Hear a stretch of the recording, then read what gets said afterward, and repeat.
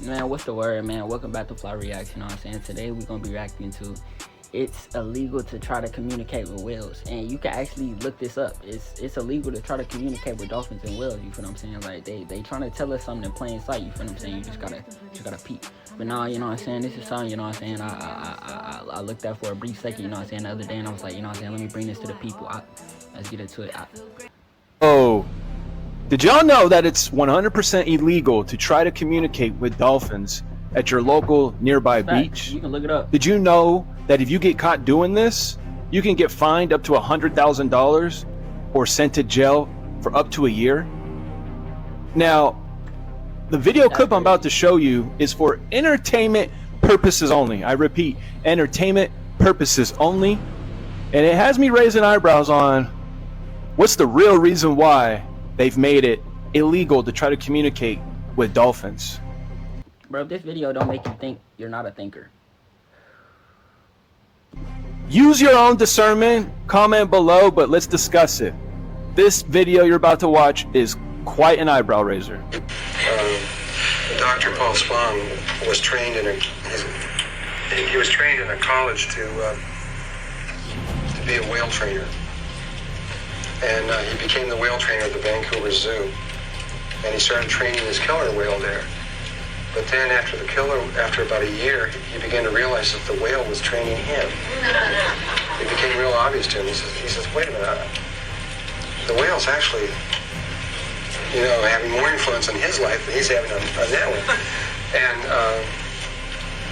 And the whale got him to tell him about all the whales that were being killed all over the world, and started to influence him to stop the whaling in the world. So what did he do? He started Greenpeace. He was the founder of Greenpeace. He got the 6 I looked this up. It's fact. People together. It's one table, which I got to introduce to each one of these people, and got them to go out and start this movement. And he went out on the ships, and he'd been arrested like 100 times. He'd go out on these ships and just start shutting down everything. Hey, he was a real nigga. Hey, this nigga was going out there, nigga, just freeing the dolphins, nigga, off the whim of what the dolphin said, nigga. He said, hey, a dolphin said because he said, fool, my niggas is locked up, fully. You gotta go free my niggas, fool, if you say you step for me. He said, I step for you, gang. I'ma show you. Nigga went out there, nigga. Hey, son, he was really slime about it. They get them stopped. Yeah, they did. They eventually got stopped the whaling. And because it was flying for the whale. Like lots and lots of countries that Greenpeace has stopped all of this on. And one day he came to me and he said, the whales told him, he says that he believed that he was in direct communication with them telepathically, that he could just talk to them. He could tell them in his head to do any of the things that he wanted them to do in the water, and they would just do it. And he got to the place where he was... I'm going to stop pausing, you know what I'm saying, and I'm going to let him talk. But if you study echolocation, you know that this is how we communicated before we started using speech, you feel what I'm saying? So they're speaking in the language that they're speaking in the language that we used to speak, you feel what I'm saying?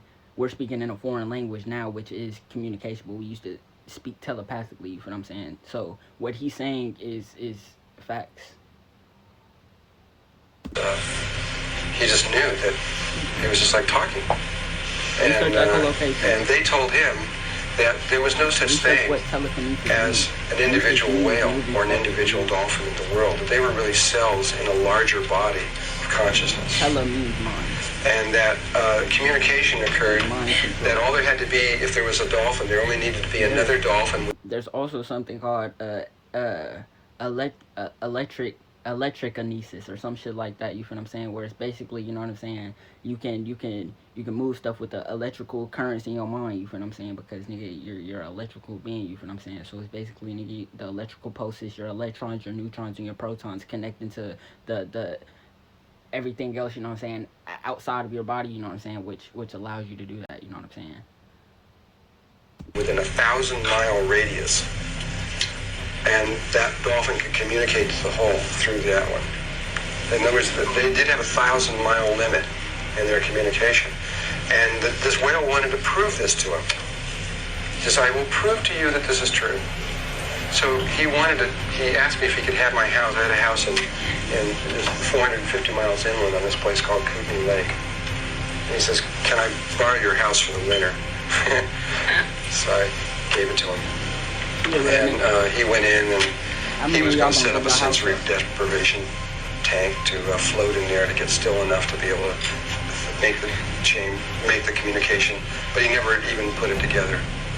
And so I came back a few months later, 3 or 4 months later, and he had removed a few walls in my house. It was a funny feeling, I'll tell you. And put these windows there that weren't there before. Well, y'all would have kicked him out. Beautiful, but Calm it it down. shocking. And he had still not made contact. He said, I need more time. And I said, well, okay. So, but I was there, you know, so we were all living together. Him and his wife was living there, and me and my wife were living there, and my kids. And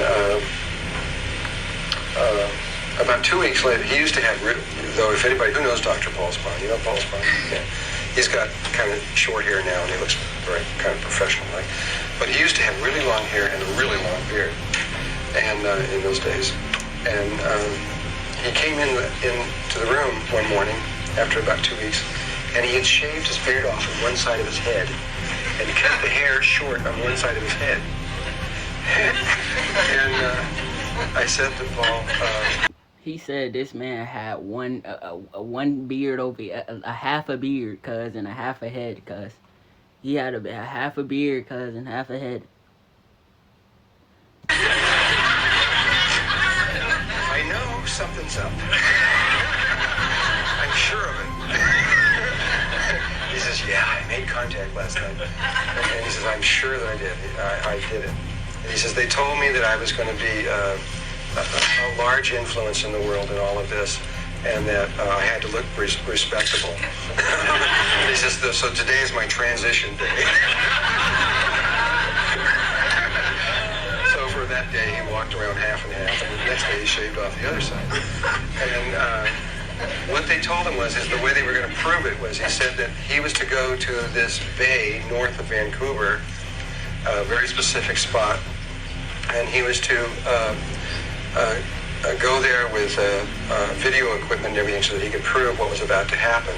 And he was to tell his people, he had a whole group of people that worked with him, he was to tell them what was to happen so that there would be like no backing out of this whole thing. And that on a certain day, at a certain time, which I think it was 12 noon at a certain day, all the whales, of which there were about 100 of them, of a certain species, would come into this bay, would swim up to the shoreline, lift out of the water, and look him in the eyes. And that's exactly what happened. He went up there with about 30 people, and they put their microphones in the water and everything, and they sat around and they waited for this time. And sure enough, all these whales came swimming up to the shore, lifted out, and looked him in the eyes. And obviously, he was never the same after that. He started the Orca Lab, which was started in that very spot, and he's been merged into whale research ever since then, and on his own, not using through the governments or anything else like he did before. And he spends all his time, I taught him how to play the silver flute, and spends all his time out in canoes with them, playing flutes to them, and communicating with them, that he's now learned how to do. And so the whales have an extraordinary level of awareness. We can't really talk about it because when later I'm going to try to tell you, when I talk about the electromagnetic spectrum and light and all these other kinds of things when we get into this. Yo! Y'all already know I believe. I'm gonna let y'all, you know what I'm saying, free thinkers go think, and everybody, you know what I'm saying, that's bound to believe in what somebody else told them. You know what I'm saying, to do you know what I'm saying, but that was a really insightful video, you know what I'm saying, I'm not gonna lie, you know what I'm saying, and if it wasn't something to the dolphins, you know what I'm saying, why would it be illegal to speak to them? 3.